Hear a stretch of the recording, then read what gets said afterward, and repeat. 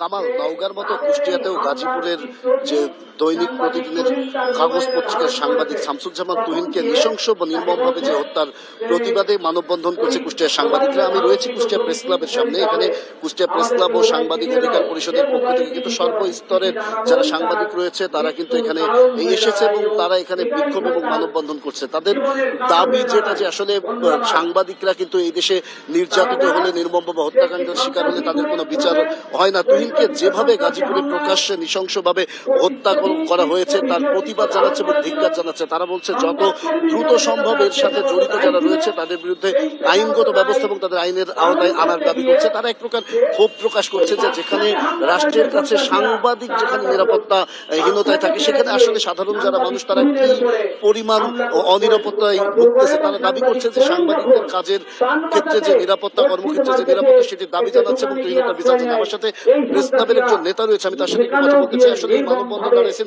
তুহিন হত্যার বিচারে কি দাবি করছেন আপনারা? কুষ্টিয়া প্রেস ক্লাব আয়োজিত আজকের এই মানববন্ধন এবং আমাদেরই ভাই গাজীপুর চান্দানা মোড়ে যে নৃশংস হত্যা হয়েছে আসাদুজ্জামান তুহিন, আমরা তার হত্যার বিচারের দাবিতে আমরা আজকে এই পথে রাস্তায় নেমেছি।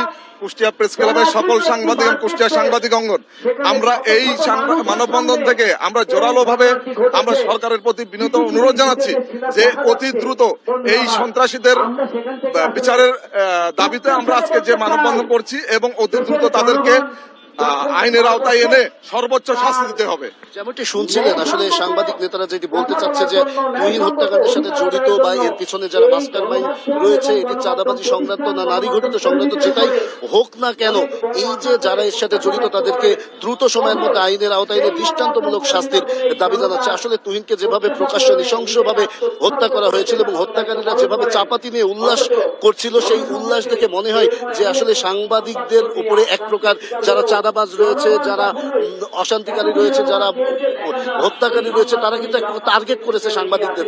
তারা এখান থেকে সাংবাদিক নেতারা দাবি করছেন আসলে যদি সাংবাদিকদের নিরাপত্তা না দেওয়া যায় তাহলে কিন্তু দেশে নৈরাজ্য আরো বাড়বে।